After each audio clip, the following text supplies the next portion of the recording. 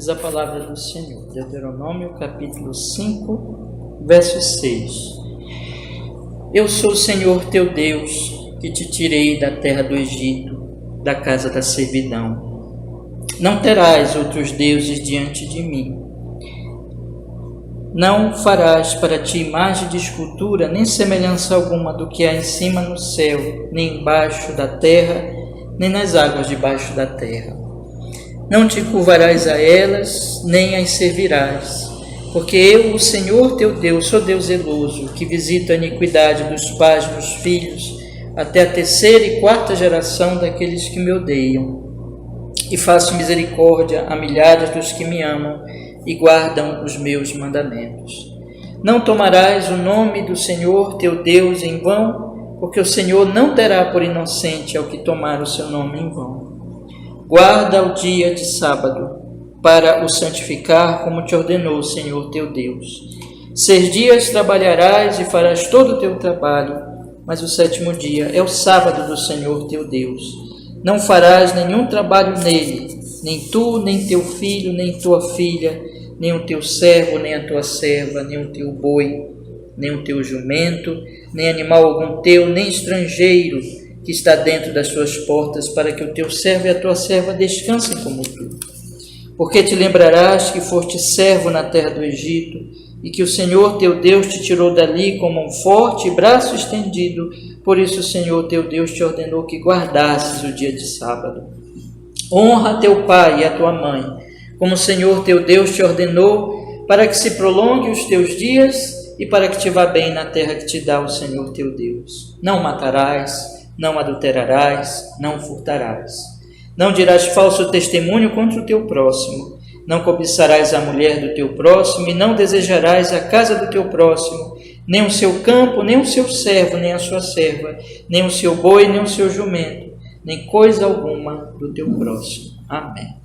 Ó Deus, fale conosco, que sua palavra se abra para a nossa compreensão e aplique a nossa alma. Nós pedimos com perdão de qualquer pecado que houver em nós, o Senhor Jesus Cristo, Pai. Muito obrigado por sua graça e misericórdia até aqui. Em nome de Jesus, e que o Senhor continue falando conosco por esta série de estudos e também com as pessoas que ouvirem depois, em Jesus. Amém, Senhor. Graças a Deus. Pode sentar, irmãos. Irmãos, semana passada eu comecei a falar, irmãos, da pergunta, no pontinho aqui da pergunta de número 116, que nos fala de trazer ofertas cristãs para os pobres. Vamos fazer a leitura da pergunta e da resposta 116 do Catecismo Ortodoxo, que nos diz assim: o que Deus exige de você no 4º mandamento? Em primeiro lugar, que o ministério e o ensino e o evangelho sejam mantidos. Já mostrei para vocês, né, a maneira de manter. Aplicar o coração, ensinar o próximo, manter com os dízimos e ofertas a pregação da palavra,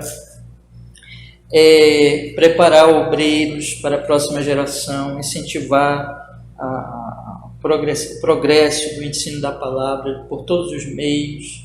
Isso aqui é manter, né?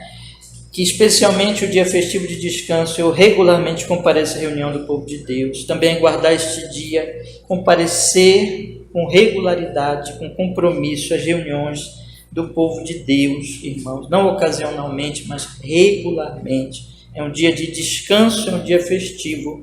Para quê? Para aprender a palavra, já mostramos aqui, é um momento de que nós estamos cada vez mais aprendendo e sendo edificados, para participar dos sacramentos, que também é um aprendizado, nós estamos sendo edificados pelos sacramentos, para orar publicamente, que é uma expressão de amor a Deus, amor ao próximo, e amor tanto ao próximo dentro da igreja como ao próximo, como as pessoas fora da igreja, já falamos aqui. E semana passada nós começamos a falar sobre os pobres, e eu dei uma visão geral sobre os pobres, e hoje eu quero falar mais propriamente do Dia do Senhor, e de como nós podemos ajudar os pobres segundo as Sagradas Escrituras. Vejam que esse primeiro lugar só envolve o culto, né? Em segundo lugar, que é a segunda parte do catecismo, da resposta, envolve todos os nossos dias.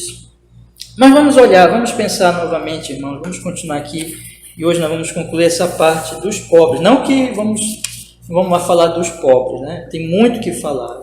Na verdade, esses estudos são só superficiais, introdutórios, para nós já começarmos a refletir sobre a questão da pobreza.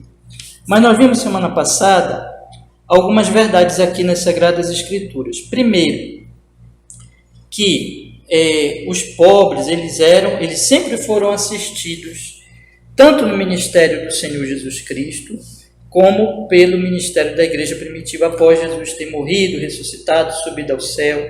Os pobres foram assistidos, foram auxiliados, socorridos.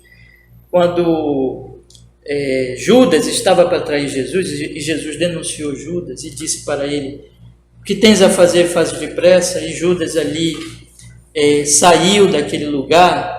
Os apóstolos ficaram confusos, eles pensaram até na possibilidade de Judas estar indo dar alguma coisa aos pobres. Quer dizer que era uma coisa que fazia parte do ministério de Jesus, auxiliar os pobres. E a igreja primitiva também, existem muitos versículos de auxílio aos pobres. Nós vimos também, em segundo lugar, que a pobreza ela tem suas causas, muitas causas.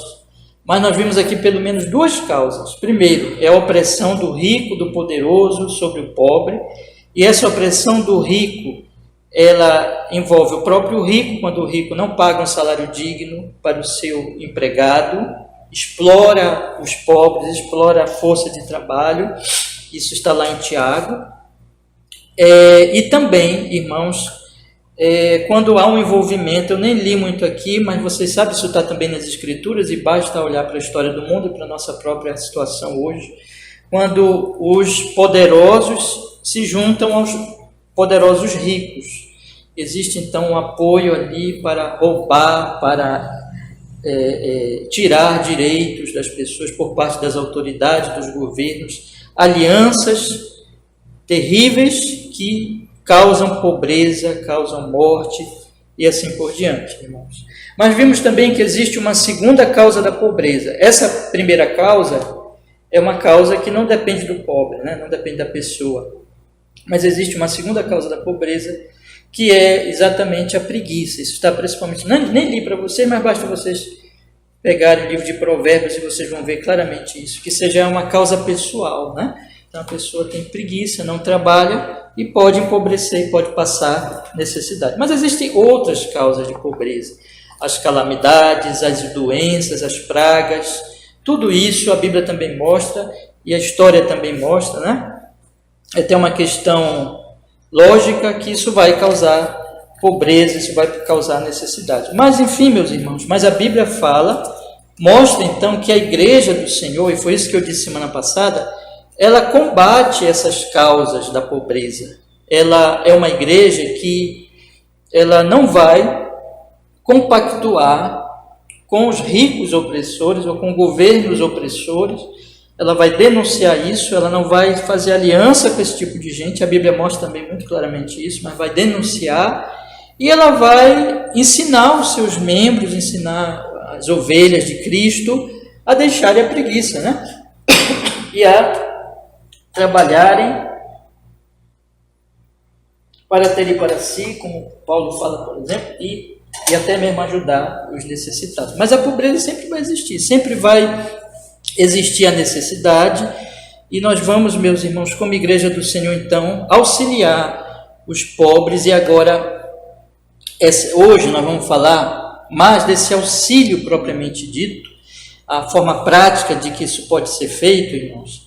Então, além da igreja combater, vamos dizer assim, a igreja é como se fosse uma doença e os sintomas da doença. A igreja do Senhor Jesus Cristo, como sal da terra, como luz do mundo, como promotora da luz e da justiça de Deus, ela combate uma coisa, tanto uma coisa como a outra. Ela combate as causas da pobreza, denunciando as corrupções, chamando os ricos e os poderosos ao arrependimento e não compactuando, não fazendo alianças com eles. E ela também combate a causa, chamando as pessoas a deixarem a preguiça e a se empenharem, a orarem, a confiar em Deus e a trabalharem, Você lembra da oração do Pai Nosso? Pão nosso de cada dia nos dá hoje. Então, trabalhar e orar. Era como, inclusive, os reformadores falavam para a obra do ministério. Orar e labutar. Né? Então, é isso que a gente tem que fazer realmente na nossa vida. Orar e labutar. Orar e trabalhar. E, evidentemente, que Deus vai abençoar esse tipo de trabalho honesto, um trabalho que não compactua com nenhuma corrupção, com nenhum erro, e ali está a bênção de Deus. Então a igreja ela vai combater essas causas, tanto a preguiça como a opressão, e ela não vai compactuar com essas coisas. Então isso aqui são as causas, mas tem os sintomas, irmãos, e os sintomas, eles estão aí, né? Então, vou dar um exemplo aqui para vocês. Uma pessoa, ela chega, ela está numa moto e ela tem um acidente de moto e quebra uma perna, vamos dizer assim.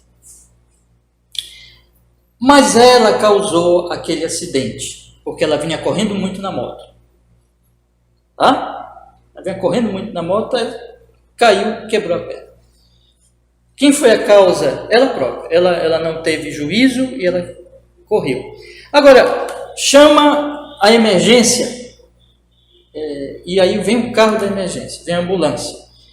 Aí os paramédicos, os enfermeiros lá chegam e eles vão agora dar uma lição de moral no que quebrou a perna, dizendo assim: você não devia ter corrido muito. É isso que eles fazem? Não tem sentido, né? O que eles vão fazer? Eles vão atender o pobre ali que está com a perna quebrada, eles vão socorrê-lo, eles não vão ficar falando das causas para aquela pessoa, não adianta, não tem nem sentido, né? Então, meus irmãos, a pobreza é a mesma coisa. Existe preguiça que causa pobreza? Existe, e nós devemos combater a preguiça, nós devemos combater a opressão, mas na hora da necessidade, na hora que chega uma pessoa pedindo pão, você não vai ficar questionando isso, tá? Você vai o quê? Socorrer.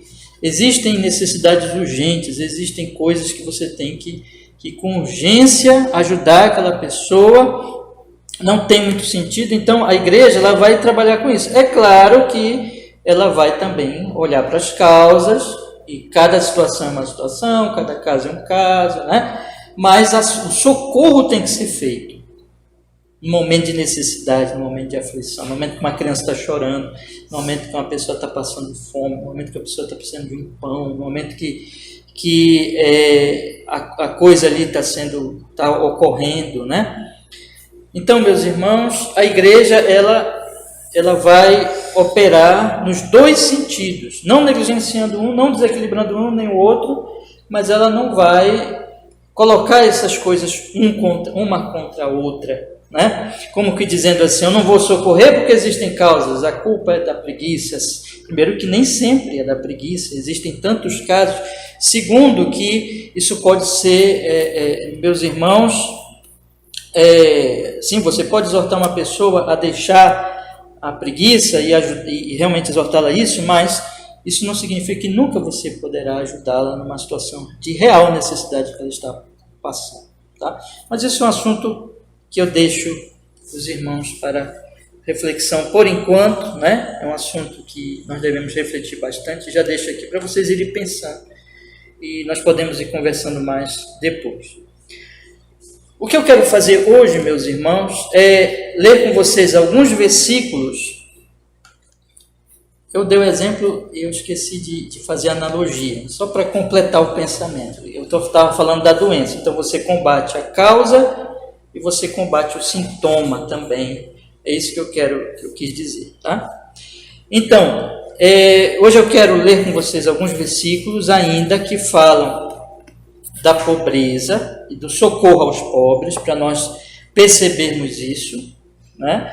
E quero mostrar para vocês, esses são os textos que estão aqui no nosso catecismo, como a igreja pode fazer, o que a igreja pode fazer para ajudar, para cooperar, e que isso tem a ver com o dia do Senhor, porque aqui nós estamos falando sobre o quarto mandamento. O quarto mandamento, o dia do Senhor, é um dia de misericórdia, é um dia realmente que nós vamos ajudar as pessoas. Vamos então olhar, meus irmãos, aqui alguns versículos que não estão no nosso catecismo, mas que eu separei aqui, porque eu acho muito importante. Então vamos ler rapidamente, para vocês verem o que a Bíblia fala. Eu disse para vocês semana passada, você pode até pegar um aplicativo de Bíblia e procurar pobre ou pobreza, alguma coisa assim, põe um pobre lá, e vocês vão achar muitos versículos, né? Mas vamos ver alguns aqui. Êxodo 23, 11. Eu vou praticamente só ler, meus irmãos, para vocês perceberem o espírito das Escrituras quanto ao auxílio aos pobres. Êxodo 23, 11. Eu vou ler o 10 e o 11, tá? 10 e 11. 10 diz assim, 23, 10. Também 6 anos semearás tua terra e recolherás os seus frutos. Mas ao 7º a dispensarás e deixarás descansar, para que possam comer os pobres do teu povo, e da sobra comam os animais do campo. Assim farás com a tua vinha e com o teu olival. Então deixar descansar, para que o povo possa comer, as sobras sejam úteis ali, meus irmãos. Levítico, versículo 19, 10. Levítico, versículo 19, 10.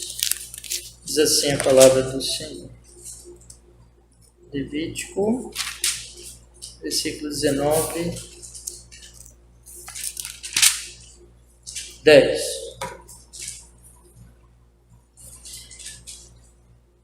Semelhantemente, não rabiscarás a tua vinha, nem colherás os bagos caídos da tua vinha.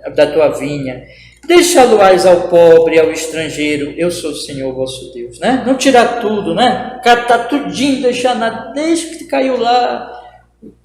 Não vai rabiscar tudo, não vai colher o que está caído. Deixa para o pobre. Deixa para o pobre. No mesmo Levítico, irmãos, capítulo 23, versículo 22. Capítulo 23, versículo 22. Diz assim a palavra do Senhor. 23, 22.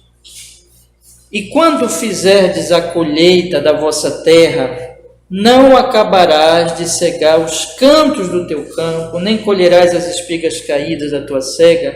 Para o pobre e para o estrangeiro as deixarás. Eu sou o Senhor vosso Deus. Você vê a preocupação com o pobre, né? Com o pobre. Não tirar tudo, mas deixar para o pobre. Deuteronômio, capítulo 15, versículo 11. Deuteronômio, capítulo 15, versículo 11. Deuteronômio, capítulo 15, versículo 11.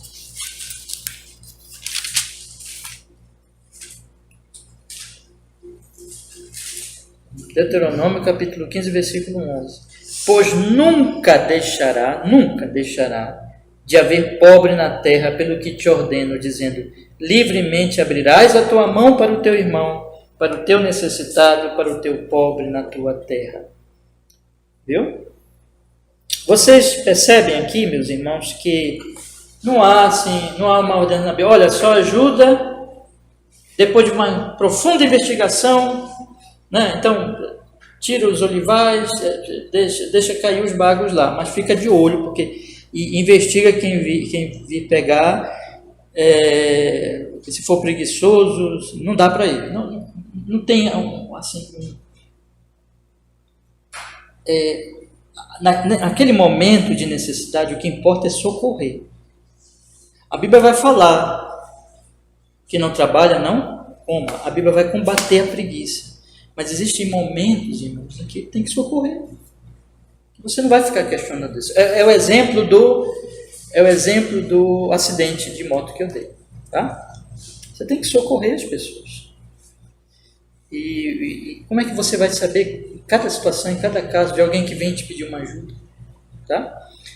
Eu quero dizer isso porque eu já vi algumas pessoas dizerem assim: se quem vier me pedir, eu não ajudo, porque isso aí é preguiça. Aí a resposta dessa pessoa é: como você sabe? Como você sabe o que aquela pessoa está passando? E a Bíblia diz aqui, deixa para o pobre. Deixa para aquele que vem pedir a sua ajuda. É claro que isso não é incentivo à preguiça de quem nós já conhecemos, de quem nós já conhecemos o histórico, né? Estou dizendo para os irmãos que cada situação é uma situação. Mas o ponto, irmãos, aqui é que nós não podemos deixar de ajudar as pessoas. A Bíblia, ela coloca bem claramente o favorecimento, a ajuda das pessoas. E quem nós sabemos que é preguiçoso mesmo, nós temos que continuar ajudando, viu? Só que de outras formas. Mas nós não vamos abandonar as pessoas. Nós vamos ajudar com exortação, com ensino. Então, já combatendo as causas, né? E o momento de socorro, de necessidade, às vezes pessoas envolvidas, filhos, esposa, pessoas doentes que estão envolvidas naquela situação, que estão sendo atingidas por aquela situação. Tudo isso tem que ser avaliado, meus irmãos, e nós precisamos socorrer. Vamos ver outro texto aqui. Eu li Deuteronômio, não foi? Sempre haverá pobres, né? Vamos ver Provérbios 19 e 17. Provérbios 19, 17. Provérbios 19, 17.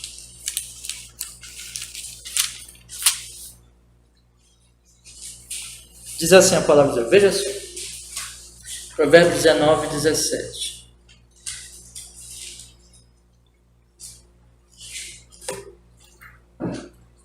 Ao Senhor empresta o que se compadece do pobre, ele lhe pagará o seu benefício. Veja só, ao Senhor empresta com aquele que se compadece do pobre, ele lhe pagará o seu benefício. Isaías 58, 7. Isaías 58, 7. Isaías 58, 7. Diz a palavra do Senhor. Vamos ler os...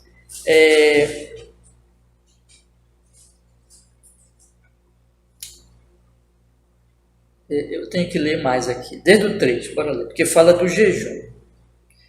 Dizendo, por que jejuamos nós e tu não atentas para isso?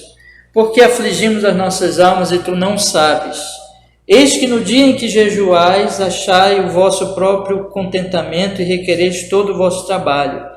Eis que para contendas e debates jejuais, e para ferirdes com punho iníquo, não jejueis como hoje para fazer ouvir a vossa voz no alto.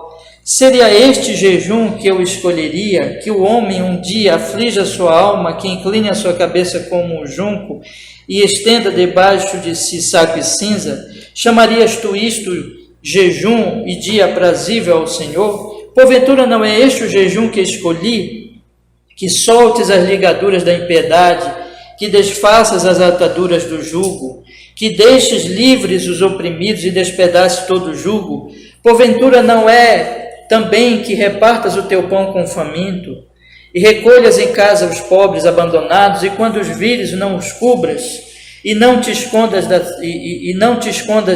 da tua carne? Então romperá a tua luz como a alva, e a tua cura apressadamente brotará, e a tua justiça irá diante de ti, e a glória do Senhor será a tua retaguarda. Você está entendendo o que Deus está falando? Está falando aqui do jejum, que jejuavam, mas eles oprimiam os outros. Deus diz, esse não é o jejum. O jejum é que você não oprima o seu próximo, que você ajude o pobre. Né? Será que não é uma mensagem para a igreja dos nossos dias, irmãos? Que é tão cheia de ritual, de tanta coisa, e os pobres estão aí abandonados, ninguém nem fala neles. Né? Ao contrário, estão compactuando com poderes políticos que oprimem os pobres, ou com ricos que oprimem os pobres. Isso está abundando nesse país. Né? E essa não é a religião que Deus abençoa. O Senhor diz que não tem nada, isso não é jejum, isso é uma afronta ao verdadeiro culto ao Senhor. Esse jejum não adianta nada. Daniel, capítulo 4, versículo 27. Vamos ler também. Profeta Daniel, capítulo 4, versículo 27. Daniel, capítulo 4, versículo 27. Aqui, Daniel, ele está trazendo a profecia para o rei Nabucodonosor, que Deus iria deixar ele por um período louco. E aí Daniel, ele dá um conselho para o rei, chamando o rei para o arrependimento, né? E ele diz assim para o rei, Daniel capítulo 4, versículo 27.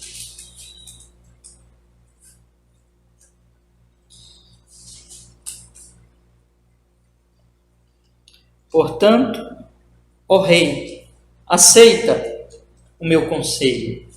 O profeta está dando um conselho para o rei. E diz assim, põe fim aos teus pecados, praticando a justiça e as tuas iniquidades, usando de misericórdia com os pobres.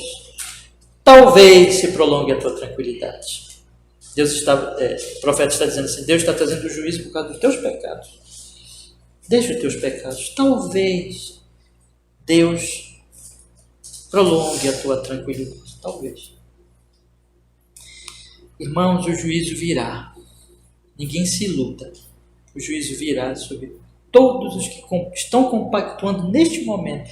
Estão de barriga cheia. Estão aí esbanjando, mas estão oprimindo o pobre. Vocês querem ver mais um versículo? Porque esse versículo vai ser muito interessante. Amós, capítulo 4, versículo 1. Profeta Amós.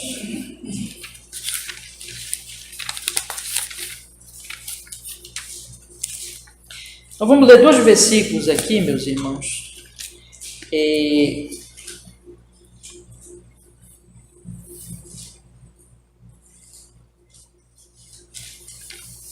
Nós vamos ler 2 versículos de Amós.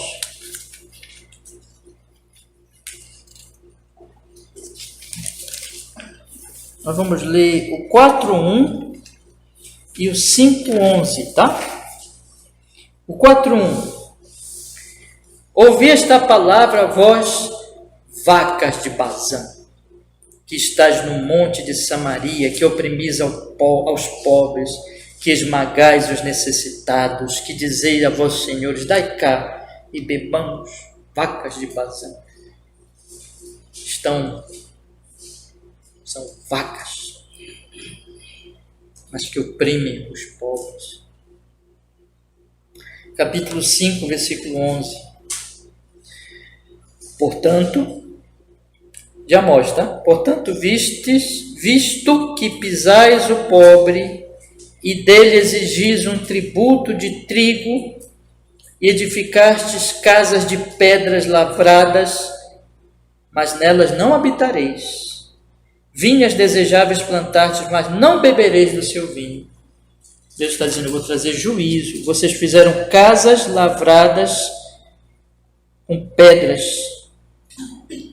tirando tributo do pobre, tirando do que mais precisa.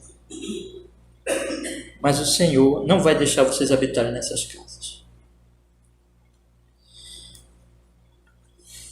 Eu quero ler mais 2 trechos, irmãos, e aí a gente passa para outra parte do estudo. Né? Vamos ver até onde nós podemos ir hoje.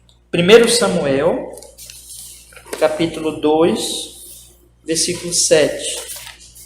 1 Samuel, capítulo 2, versículo 7.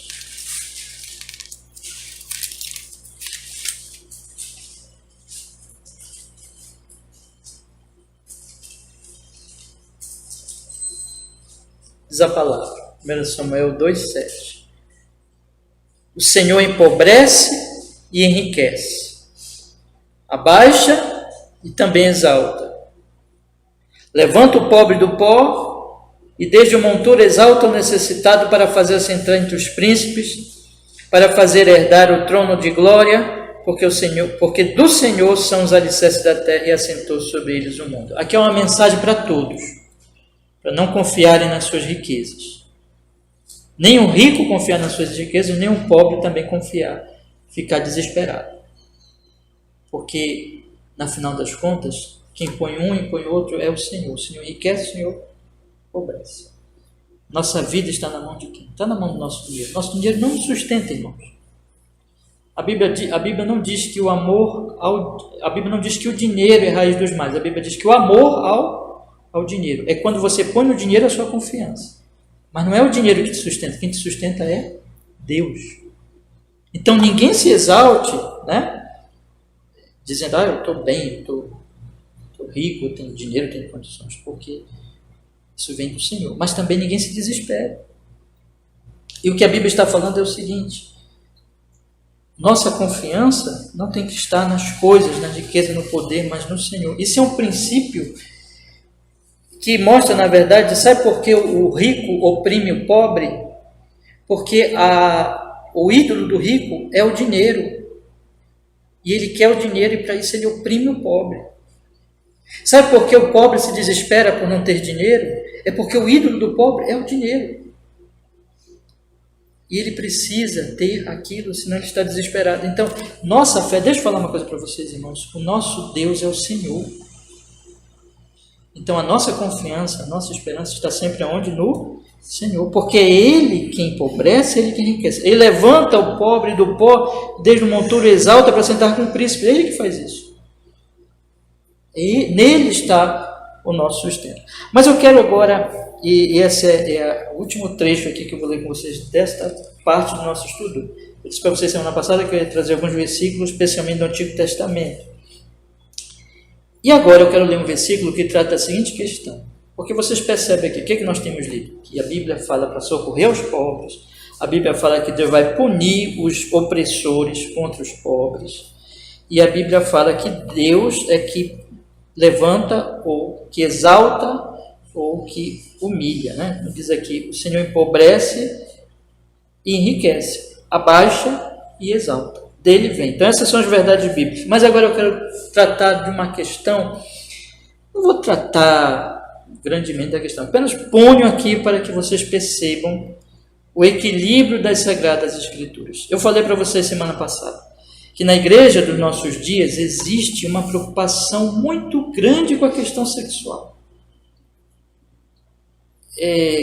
Com pecado sexual dentro daquilo que nós chamamos dos heterossexuais e pecados de homossexuais. Existe uma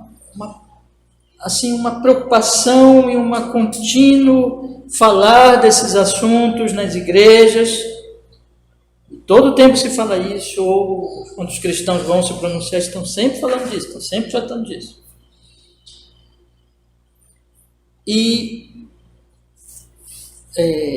nenhuma palavra, se houver alguma palavra, sinceramente eu não me lembro de ouvir, pelo menos nos últimos tempos, não me lembro de ouvir uma palavra sobre o pobre e sobre a opressão aos pobres. Nenhuma palavra. Ao contrário, o que a gente está vendo é pastores se assentando com corruptos, com políticos corruptos ou com poderosos, e que nós sabemos claramente que oprimem aos pobres. E todo mundo calado, todo mundo quieto, sem dar uma palavra sobre isso. Não há uma palavra sobre isso. Há palavras abundantes sobre a questão da fornicação, da impureza sexual, da homossexualidade, de banheiro para isso, para aquilo. Há palavras muitas sobre aborto, sobre todas essas coisas. E vejam, irmãos, eu não estou dizendo que não é para combater pecado sexual. Mas não é o meu assunto hoje, eu só estou querendo falar do equilíbrio. Eu não estou dizendo que não é para combater pecado sexual, mas eu digo para vocês, vou só citar aqui, não vou desenvolver esse ponto, mas inclusive o combate como ele é feito é de forma extremamente anti-evangelho, sem amor, legalista, moralista, sem piedade. Mas esse nem é o meu assunto hoje. Tá? Eu quero só falar, irmãos, da questão do equilíbrio que nós não estamos vendo e que isso precisa ser falado. Isso precisa ser dito.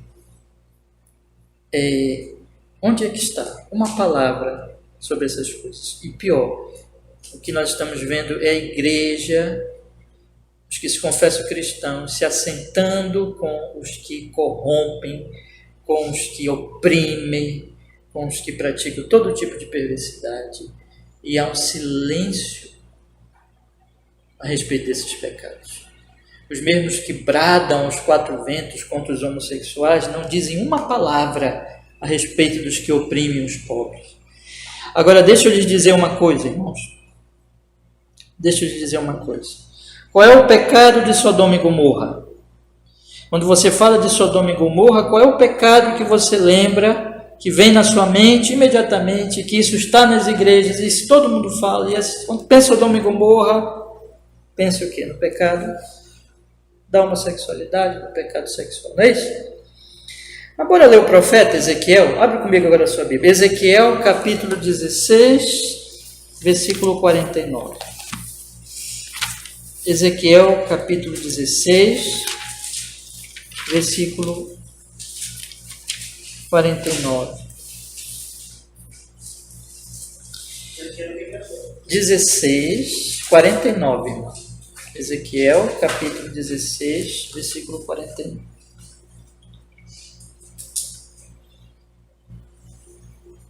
Diz assim: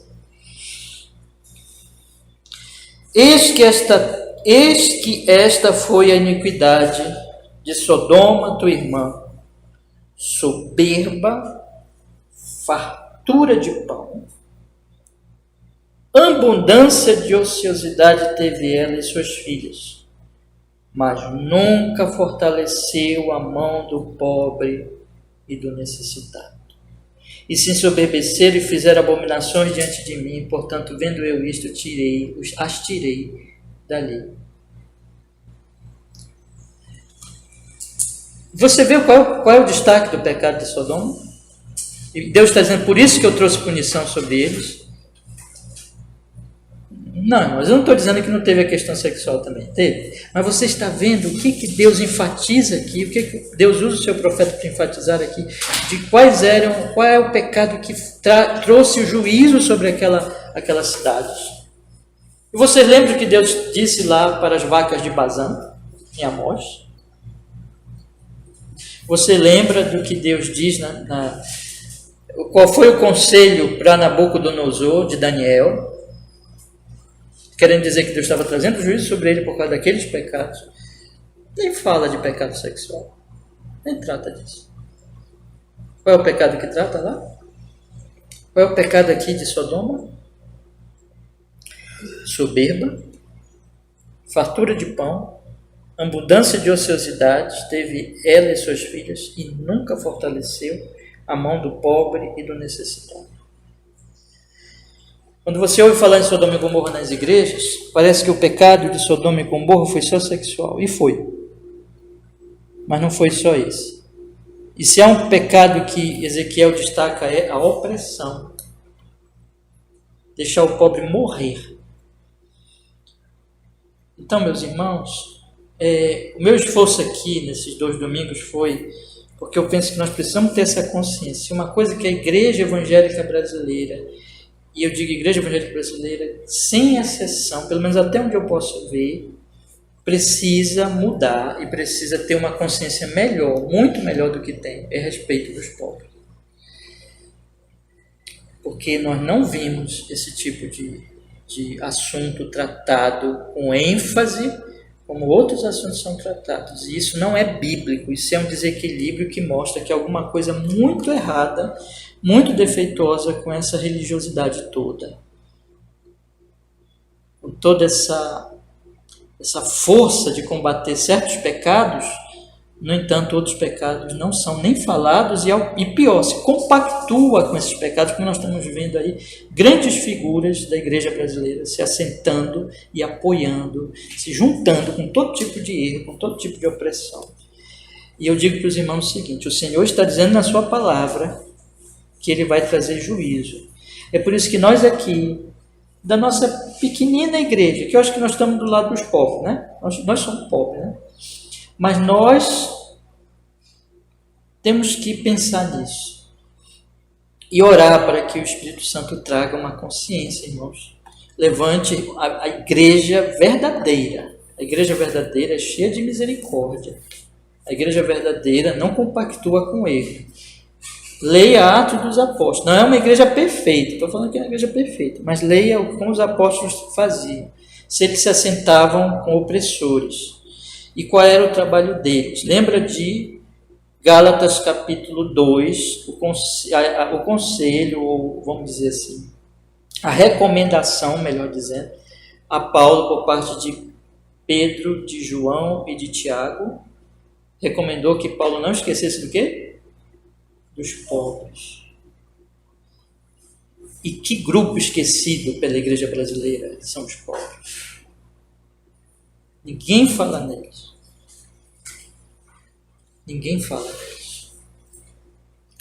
Então, virá juízo, meus irmãos.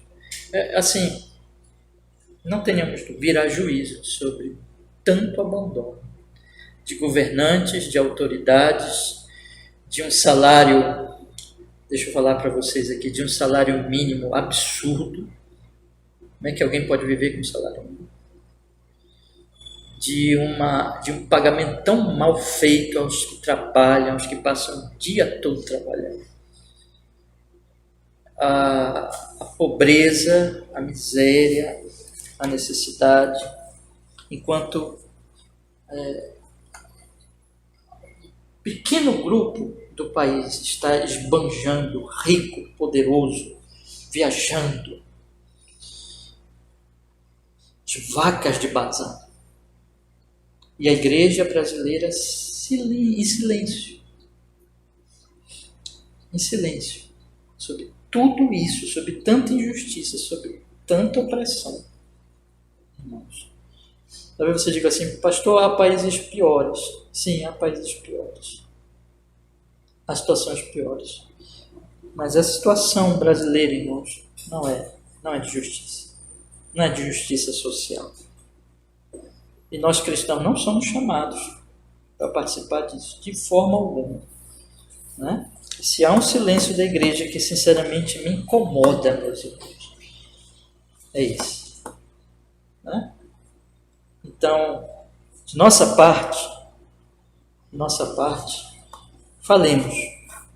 Vamos denunciar isso. Tá? E somos pequeninos, somos pobres também, mas o nosso papel, a nossa função, irmãos, como igreja do Senhor, é essa. Né? Talvez sejamos uma voz clamando no deserto, ninguém vai nos ouvir, mas não tem problema. O importante é que cada um tenha a sua consciência diante de Deus e não participe disso, nem em pensamento, muito menos em ação. E nós temos, irmãos, da nossa parte, da nossa fraqueza, ou da nossa pobreza, ou da nossa debilidade, nós podemos fazer alguma coisa. Bom? E eu vi que o meu tempo já está bem adiantado. Eu vou só começar hoje. Eu disse que ia fazer 2 domingos só sobre os pobres, né? Vou fazer mais um, porque eu tenho aqui agora que ler. Vou só começar hoje. Eu tenho que ler com vocês a respeito do que o catecismo mostra aqui, né? Os textos que ele destaca para nós. Vamos começar a ler então? Então, bora lá. Trazer ofertas cristãs aos pobres, né? O ponto 6 aqui. Salmo 50, 14. Salmo 50, 14.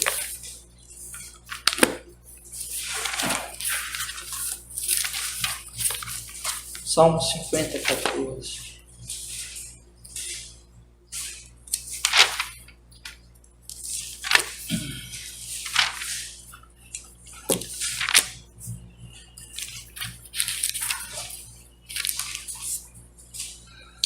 Diz a palavra do Senhor. Salmo 50, 14.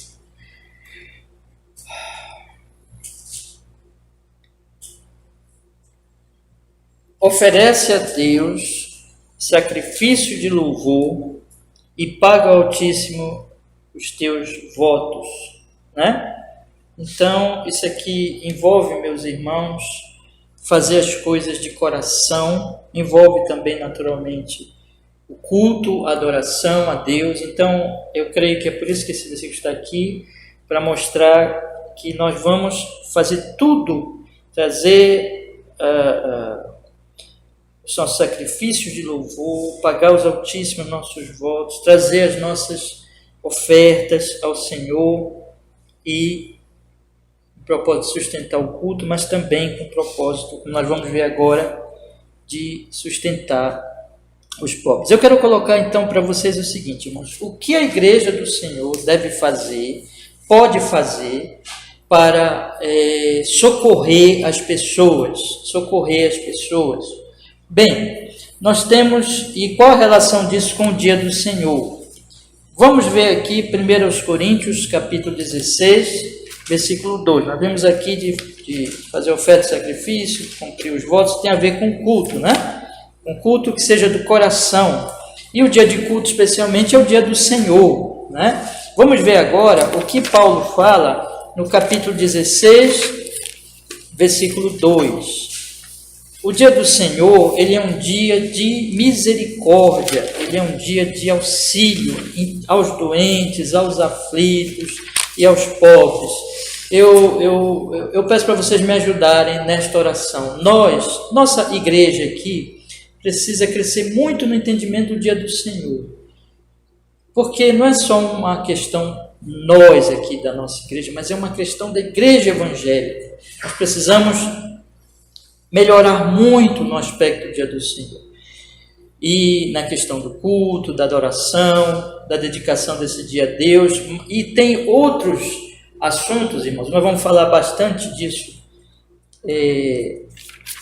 Vamos falar bastante disso durante essa série.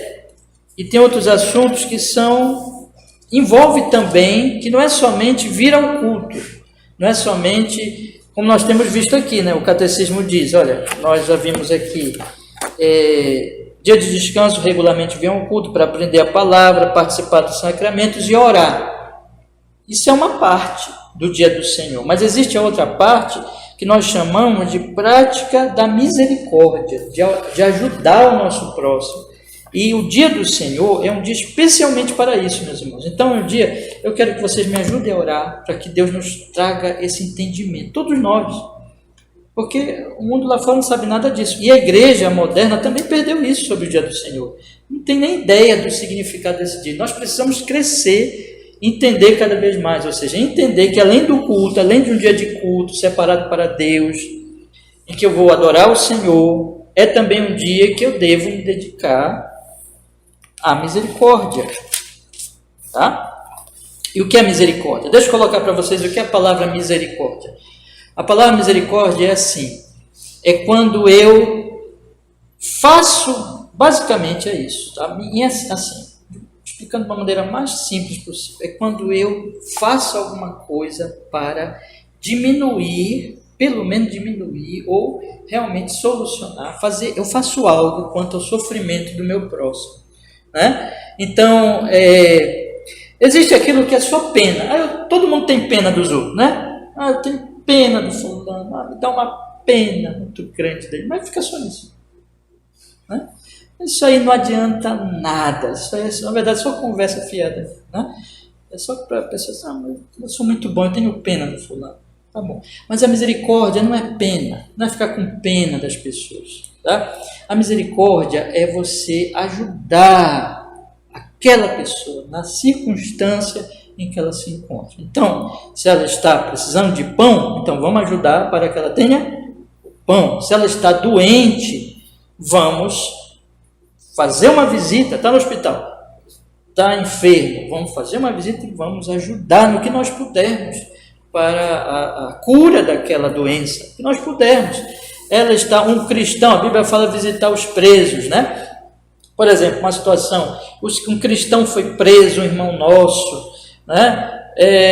Por exemplo, não é o nosso caso aqui, mas pode ocorrer, por testemunho do Evangelho, vamos ajudá-lo, vamos auxiliá-lo, ou por alguma outra circunstância que ele seja inocente, né?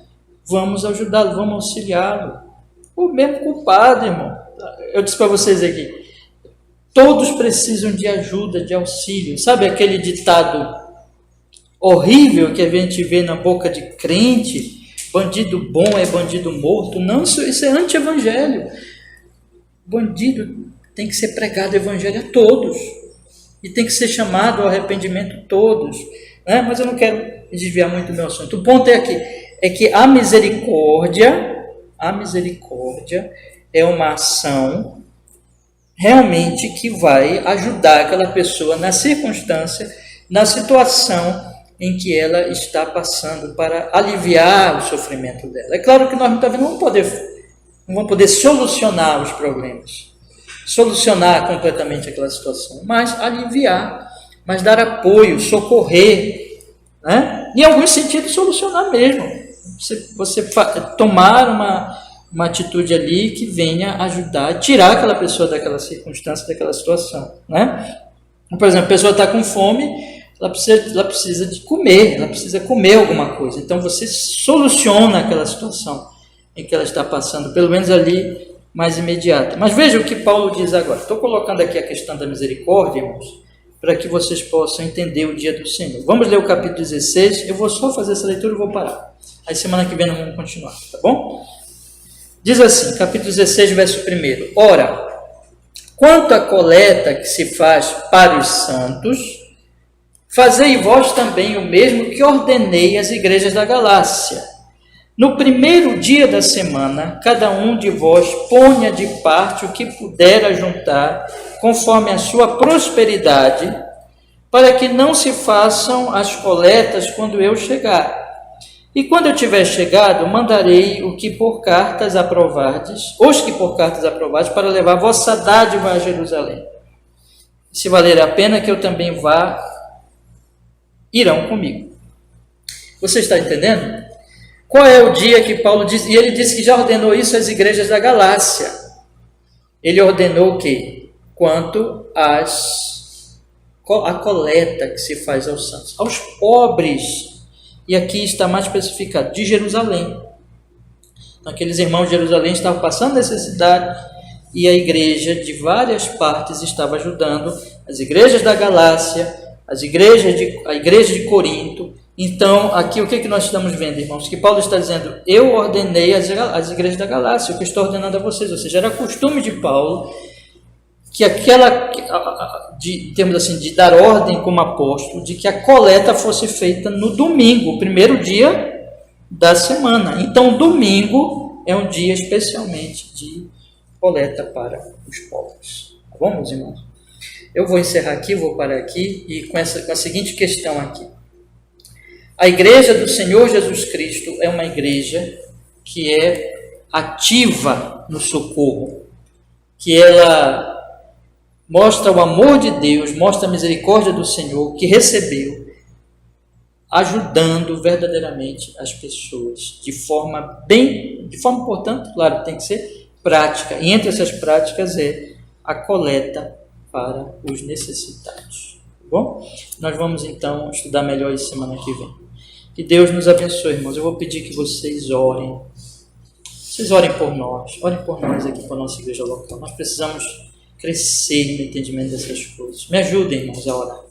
Eu, como pastor, tenho uma obrigação muito grande de lhes ensinar, de ensinar todo o conselho de Deus. Me ajudem em oração. Vou pedir para vocês aqui, para que o Espírito Santo nos fortaleça, nos faça compreender. Nós todos precisamos crescer na compreensão dessas coisas, do dia do Senhor, da obediência aos 10 mandamentos, e especificamente nessa questão que a igreja contemporânea tem esquecido, a respeito da pobreza, da opressão aos pobres, que nós precisamos também, cada um de nós, fazer a sua parte, e nós como igreja fazemos aquilo que o Senhor nos tem chamado a fazer. Então me ajudem a orar, e que Deus nos abençoe e abençoe a igreja dos nossos dias, de todas as partes, para que se desperte para isso que a Bíblia ensina. Vamos orar? Ó Deus, muito obrigado, porque nós podemos, nesta manhã, pelo Espírito Santo, Senhor, Espírito de toda graça, nós podemos aqui falar desses assuntos tão sérios, tão contemporâneos também, tão dos nossos dias, Senhor, sobre a dor, o sofrimento de tanta gente neste país e pelo mundo, sofrendo em penúria por causa do egoísmo e da maldade humana. E nós queremos suplicar que o Senhor nos dê graça para nós fazermos a nossa parte, Senhor, pela obra do Espírito Santo. Cumprimos o nosso papel dentro da nossa vocação, dentro das nossas possibilidades, para que nós possamos socorrer, ajudar aqueles que em volta de nós, dentro da nossa própria comunidade existindo e fora, ajudar, Senhor, a diminuir a opressão, a pobreza, a fome. Por sua misericórdia, nos use para isso, para que o seu nome santo seja glorificado e que a igreja no Brasil, que a igreja pelo mundo seja despertada a estas ações, em nome de Jesus. Que o seu nome seja louvado nisso, como demonstração do amor e da misericórdia de Deus. Nós oramos assim, Senhor, com perdão dos nossos pecados. Em nome de Jesus Cristo, Pai, nós oramos. Amém.